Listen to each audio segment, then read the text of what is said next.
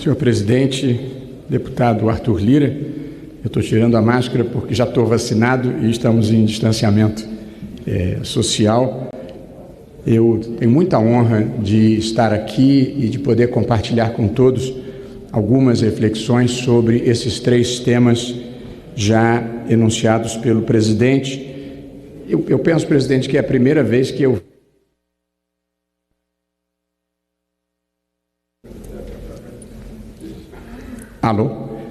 E, portanto, reitero aqui o meu prazer e a minha honra. Gostaria de dizer que eu estou na tribuna que me foi assinalada. Eu não sou nem da situação, nem da oposição, para deixar isso claro. E faço uma nota que considero importante aos muitos amigos que tinha aqui, de pesar pelo falecimento do servidor Mozar Viana Paiva, que prestou 40 anos de serviços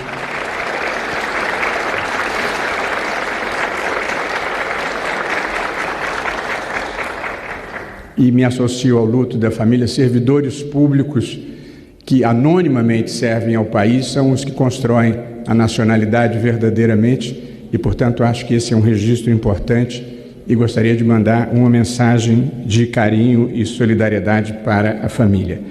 E cumprimento também, presidente, aos presidentes das comissões que me fizeram um honroso convite, deputado Luiz Tibé, deputada Renata Abreu, da comissão da PEC 12511, o deputado Paulo Eduardo Martins, que tive o prazer de receber em meu gabinete, o deputado Felipe Barros, e da Comissão de Ciência e Tecnologia, os deputados Aliel Machado e Paulo Ganimi, e cumprimento também os integrantes do grupo de trabalho destinados a elaborar estudos da reforma da legislação eleitoral, com quem tenho tido o prazer de conversar, deputada Margarete Coelho e o deputado Jonathan Jesus.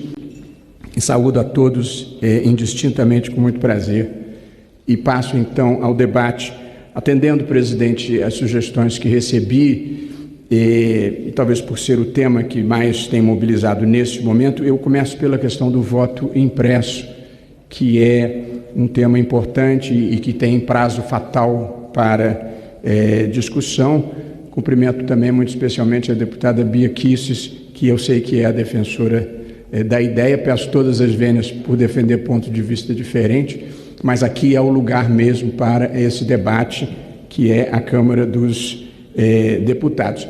Eu apenas esclareço, e talvez nem precisasse, eu sou um ator institucional, eu não sou um ator político. As escolhas políticas competem ao Congresso Nacional. O meu papel é interpretar a Constituição, as leis, seguir as decisões do Supremo Tribunal Federal. Mas eu gosto de participar do debate público de aprimoramento das instituições. Ninguém vai ter vestígio das minhas opções políticas. Eu não participo do varejo político, mas da preocupação com as instituições. E, portanto, começo pelo nosso tema, que é a questão do voto impresso. O Tribunal Superior Eleitoral cumpre a Constituição e as leis tal como interpretadas pelo Supremo. E o fato é que hoje em dia no Brasil não há voto impresso. Portanto, não é um ato de vontade do Tribunal Superior Eleitoral, é uma simples aplicação da legislação. E ainda para deixar também claro, eu sou presidente do TSE, eu não sou candidato a nada, não tenho nenhum interesse pessoal nessa discussão, apenas um interesse institucional. Aliás, eu sou muito grato à vida que me proporcionou o privilégio de poder servir ao Brasil sem nenhum outro interesse que não seja fazer o melhor para o país, sendo que a vida comporta, evidentemente, múltiplos pontos de observação. Eu vou procurar demonstrar aos senhores por que eu e todos os presidentes que me antecederam no Tribunal Superior Eleitoral achamos que o nosso processo eleitoral eletrônico é seguro, transparente e, sobretudo, ele é auditável. E, portanto, passo a item por item. Sou eu mesmo que vou passar aqui? Eu passo.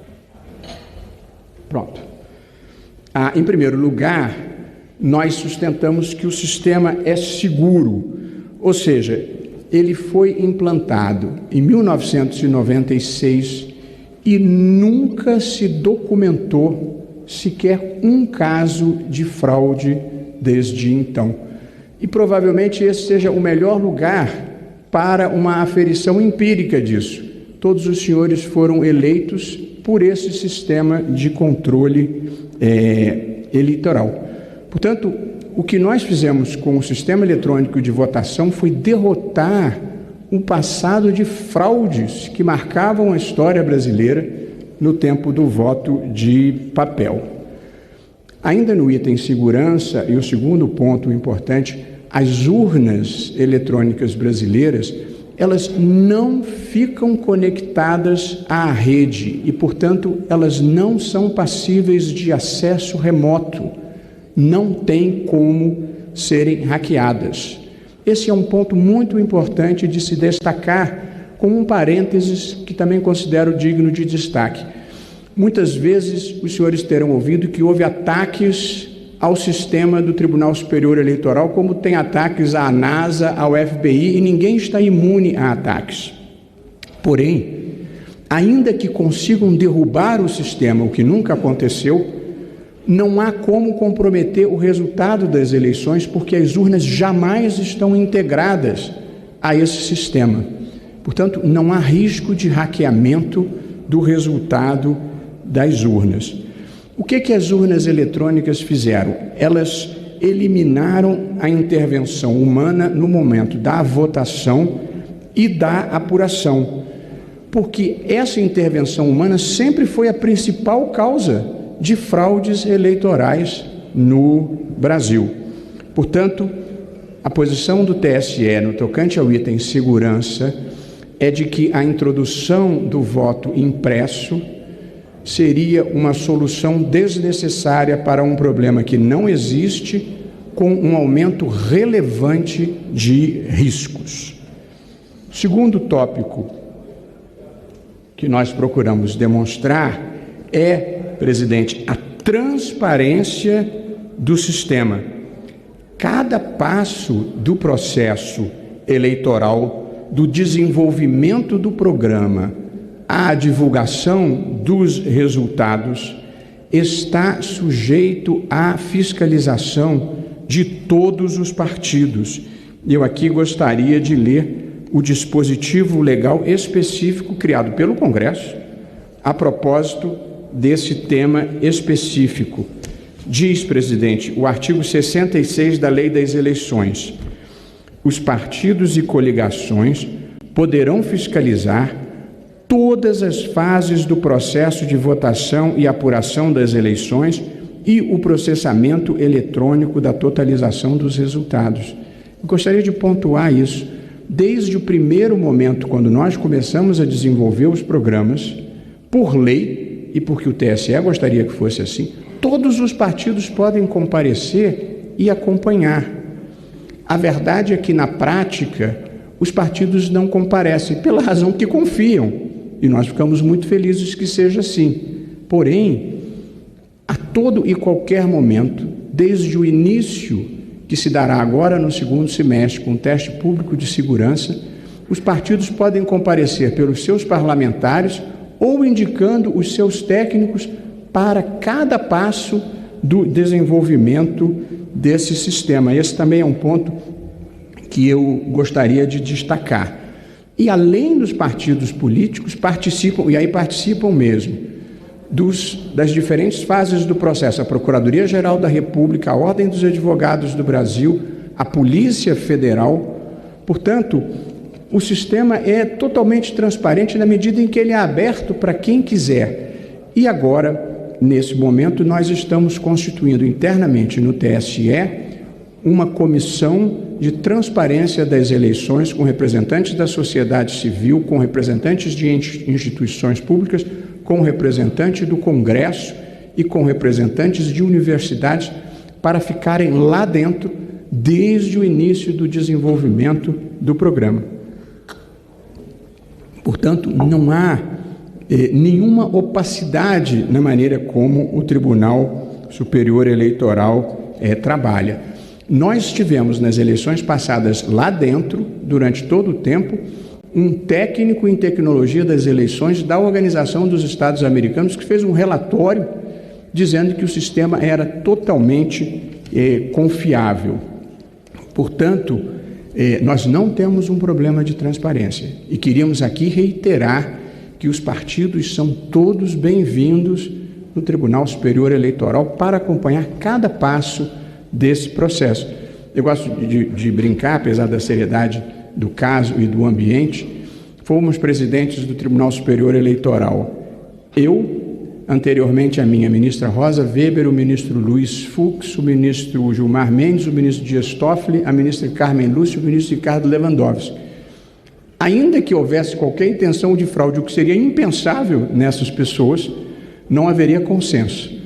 Portanto, essa é uma possibilidade que verdadeiramente não acontece no Tribunal Superior Eleitoral. E, por fim, presidente, nesse tópico, eu gostaria de enfatizar a questão da auditabilidade do sistema. São tantas as etapas de auditoria que chega a ser até aborrecido eu listar todas elas. Portanto, eu vou ser muito breve e depois posso explicitar se algum dos eminentes parlamentares desejar.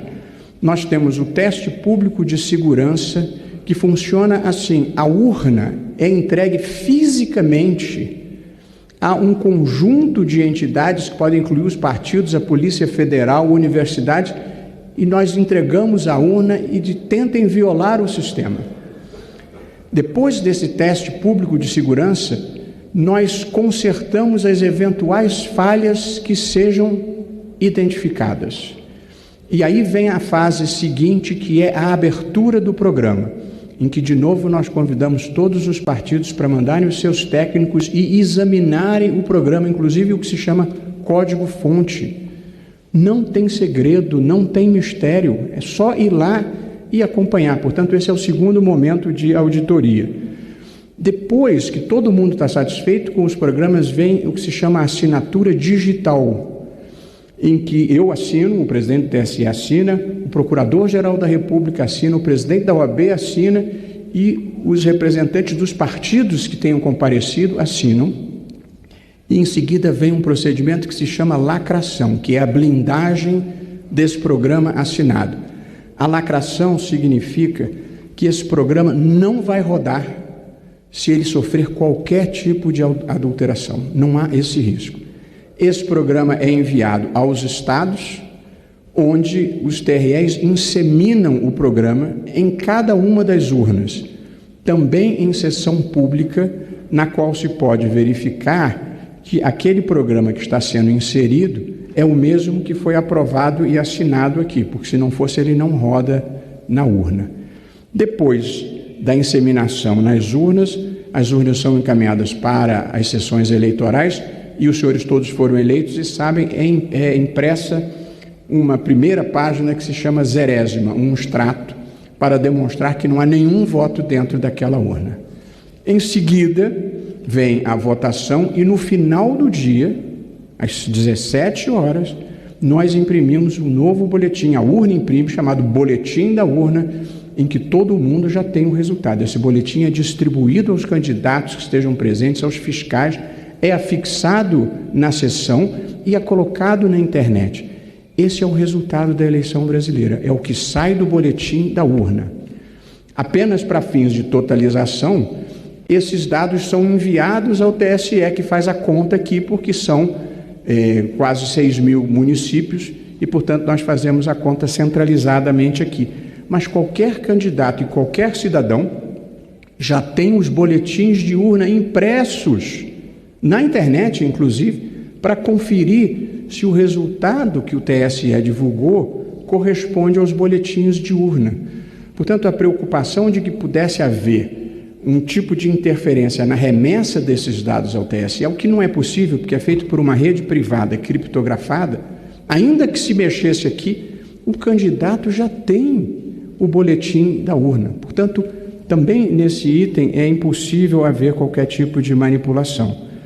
No dia das eleições, tem um teste de integridade em que urnas sorteadas aleatoriamente são auditadas e tem o registro digital do voto, que é um arquivo que fica dentro da urna, que é a versão digital da velha urna eletrônica, que tem todos os votos, sem a identificação, evidentemente, do eleitor.